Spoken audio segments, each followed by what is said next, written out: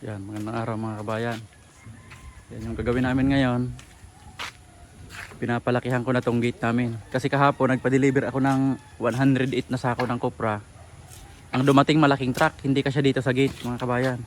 Kasi pag dyan lang namin pinarad ang layo ng paghahakutan namin ng kopra, yung papasanin. Kaya ang ginawa ko, sinira namin to ng madalian. Ito. Yan, nandito. Yan, makikita nyo mga kabayan yung dyan ng truck. Oh. Yung malaking truck. Yan, itong malaking batong ito, ibabaon na lang namin sa lupa. Ayan, hinuhukay ni Sam. Ito.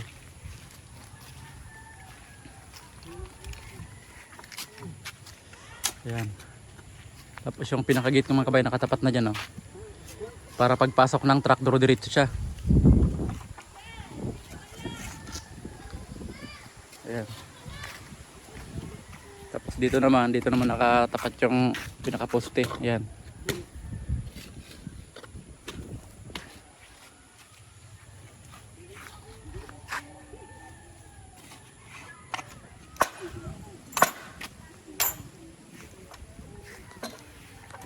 Ayan, ayan ang mga kabayan. Oh.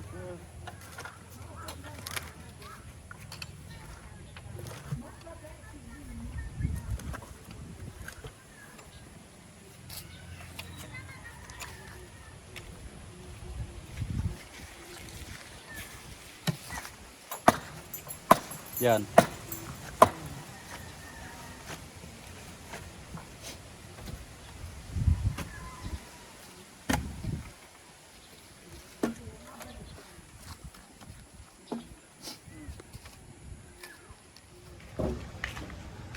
Yan, ito na mga kabayan si Manoy Bob. May daladalang kuan. Yung hahaligihin namin dito sa gate. Yan, langka. Langka yan, Manoy Bob.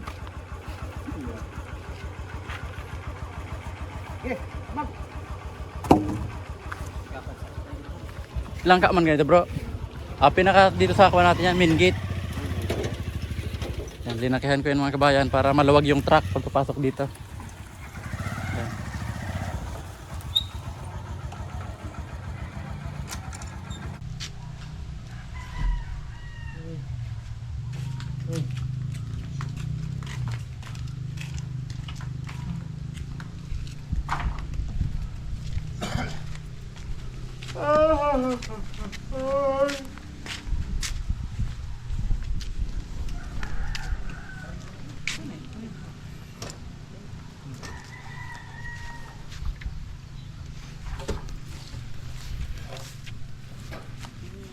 Yan, nililiot na namin mga kabayan yung bagong gate namin na malaki.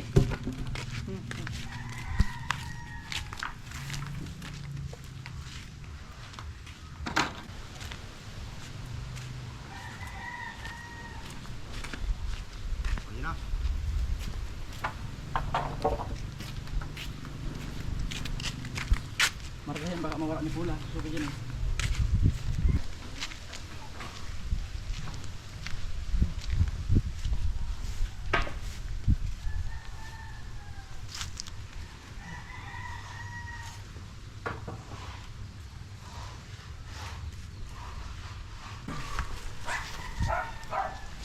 Dito sa duman Sam.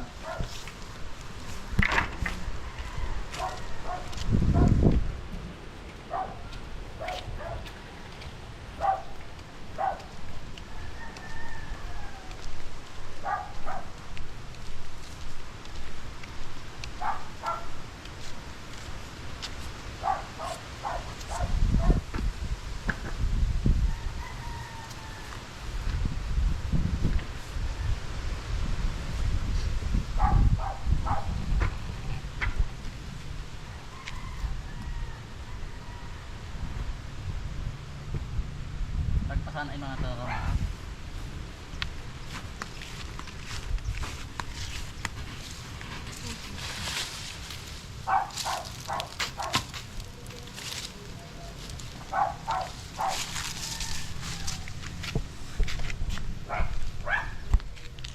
Yan, ito naman kabayan yung linya ng panamin, bakod. Yan, tapos yung gate namin, sinintro ko na dyan mga kabayan. Makita nyo yung kanto ng bahay namin na yon. Tapos ito naman kanto ng lokal. Yan mga kabayan, oh. Para malapad yung gate namin dito.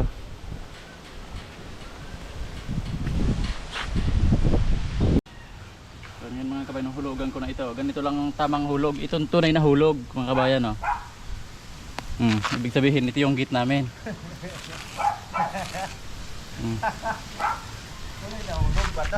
Ang hulog na sinasabing hulog, hindi yung ganon.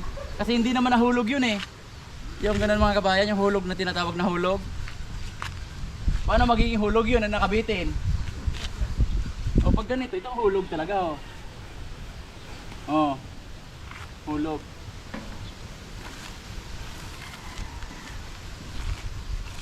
Ito naman ang hulugan naman natin dito.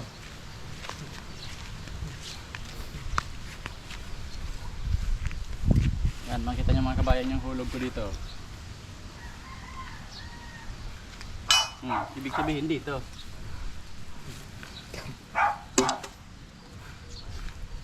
Yan, dito.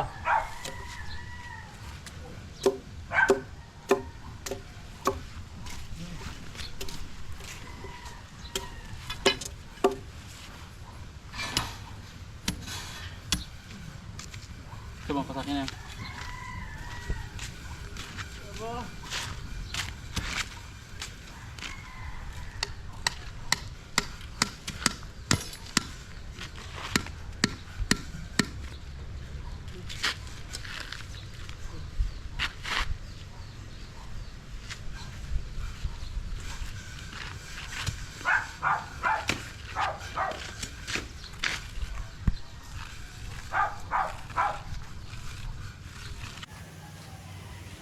Yan, okay na mga kabayan. Naitayin na namin yung dalawang poste, ayan. Yan, malalim yan. Saka ito. Yan, ito mga kabayan, mapalitan na namin to. Yan, pero kahoy pa rin ito. Tapos may nagkukuha pa ngayon, ayan. Di bala itong bilang nito, dito lang yan. Dito. Yan, ito yung una naming papalitan.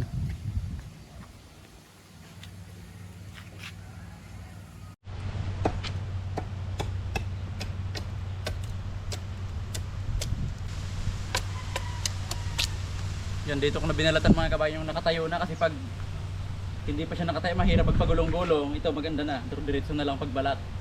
Hanggang dito lang yung bakod ko mga kabayan, mababa na lang. Hanggang dito lang. Hindi nakatulad nito. Kasi kung tatawid talaga, apak lang dito. Kaya gagawin ko dalawa na lang na pamakuan, baba taas lang, mga hanggang dito lang, oh. Hindi lang makalabas mga kabayan si Oreo. Kasi nang hahabol ng nakamotor. Pag may dumadaan. Pero hindi niya naman kinakagat. Parang nananakot lang.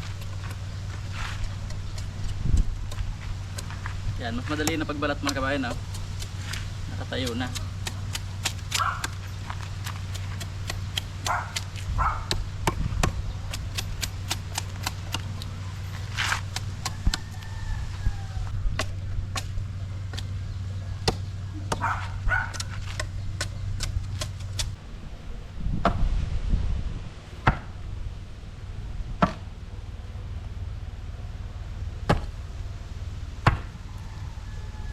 Yun yan.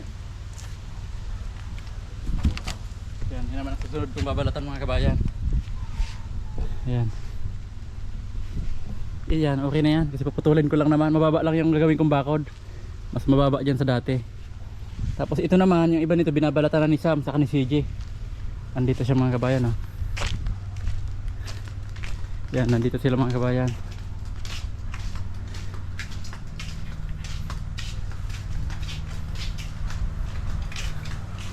Ayan, binabalatan na nila.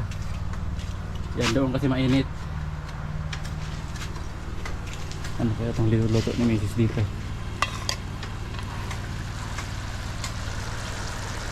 Anong luto to, Gom? Kilawin daw yan mga kabayan sa Pampanga. Dito sa amin, adobong walang tuyo. Yan, ito i-deliver ko ito mga kabayan, kaso konti lang to. 56 sako. Tapos may 10 sako kung uling na ako andyan, bao. Yan, diba? Hinihintay na lang namin yung truck. Yan, tamang tama masusukat na yan dito sa pagitan nitong dalawang poste. Kung maluwag yung makaka-atras yung truck.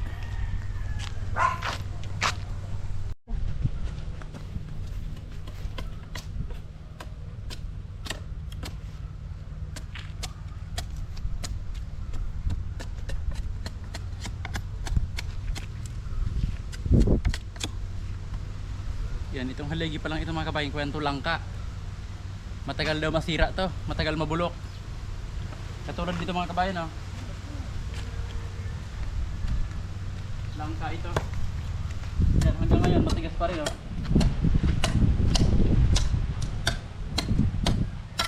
Yan, langka ito mga kabayan, hanggang ngayon matigas pa rin. Pang ilang palit na kami ng mga ganito. Pero yung haligi, ito pa rin. Kaya ito, siguro baka abutin to ng 10 taon na, no? Kasi yan mga kabayan, nung pumupunta-punta pa kami dito, siguro mga 10 taon na nakakalipas dyan ng bakod dyan.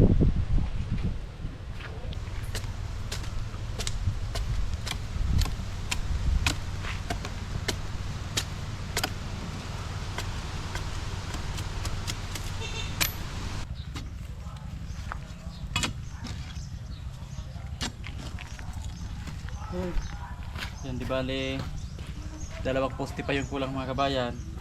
Kami lang dalawa ni CG ngayon. Nagbabakod kasi si Sam nagpakatay ako ng baboy pang binta mga kabayan. Nandun sila sa likod. Yan, pakita ko sa inyo mga kabayan.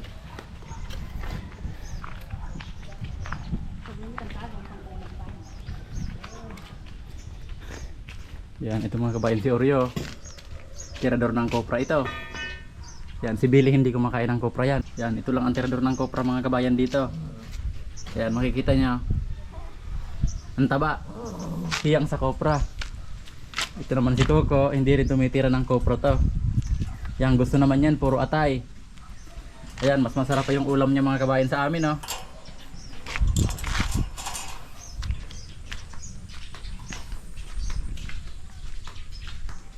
Yan, hindi ka sila nagkakatay mga kabayan sa likod.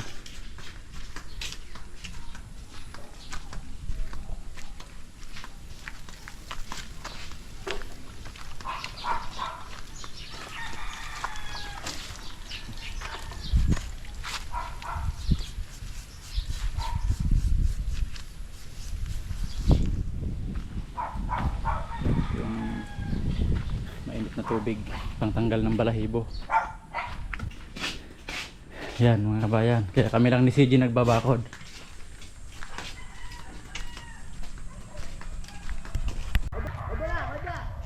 Yan, okay na mga kabayan.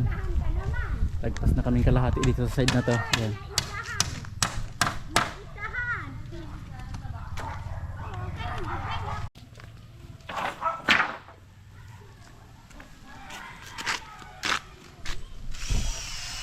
Ayan mga kabayan, ngalahati na kami dito sa side na to. Ayan.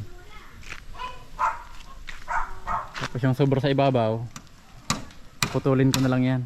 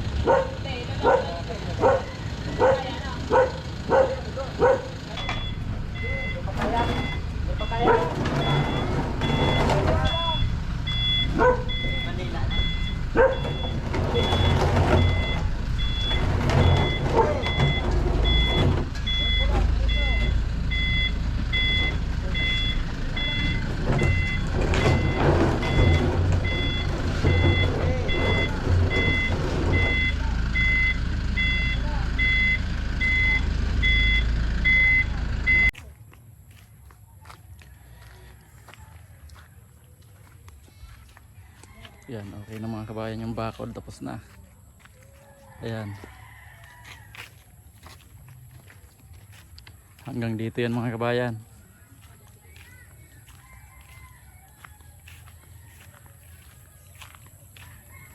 Ayan. Yan, ito na lang yung dati. Dati ito mga kabayan, gate na ito, saka yung poste niya. Hindi ko na pinabago kasi matigas pa naman. Mga kabayan, ng mga sinaw ng kahoy. Ayan. Diba, legit na lang yung kulang.